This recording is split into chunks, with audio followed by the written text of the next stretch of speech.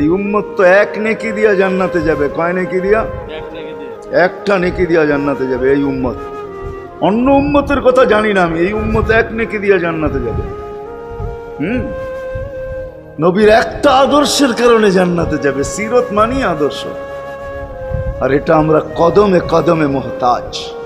কেননা এই ছোট জীবনটা যদি গ্রহণযোগ্যতা পর্যন্ত পৌঁছাইতে হয় আল্লাহর কাছে, চাই নারী হই, চাই যুবক হই, চাই বৃদ্ধ হই, যেই মানুষই হই না কেন, যেখানেরই হই না কেন, যেই বাসারই হই না কেন, যেই বর্ণেরই হই না কেন, যেই পেশারই হই না কেন, যেই সোসাইটিরই হই না কেন, এই জীবনটাকে যদি গ্রহণযোগ্যতা পর্যন্ত পৌঁছাইতে হয় কার কাছে? দুনিয়াওয়ালাদের কাছে না, মালিকের কাছে, যিনি এক ফোঁটা পানির থেকে অস্তিত্ব দিছেন, যার কাছে আবার আমাদেরকে ফিরা যেতে হবে।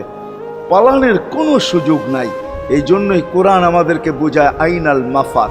আল্লাহ বলতেছে কোথায় ভাগবে তুমি, বলো কোথায় ভাগবে?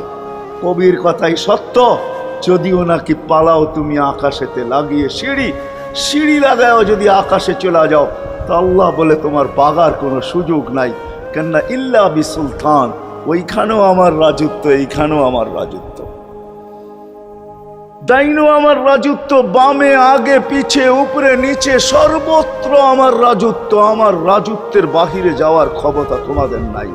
দ্বিতীয় কথা এটো, আইনা আনা মাআকুম আইনা মা কুনতুম, যেখানে যাবে ওইখানে আমি সঙ্গে থাকব, আমাকে দূর করতে পারবে না।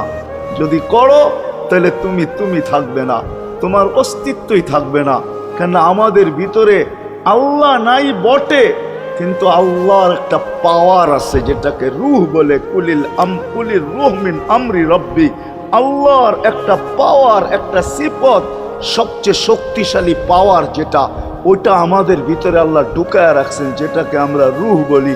কোরআনের ভাষায় রূহ বলে, বাংলা ভাষায় আত্মা বলে। যেটাকে আমরা আত্মা বলি ওটা আল্লাহর হুকুম ছাড়া কিছু না।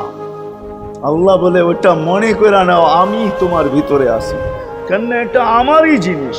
কুলির রূহ মিন আমরি রব্বি, আমাকে পৃথক করলে আর তুমি থাকবে না। তখন তোমার চক্ষু থাকবে আইন লা তানজুর, তোমার চক্ষু থাকবে দেখবে না। উদুন লা তাসমা,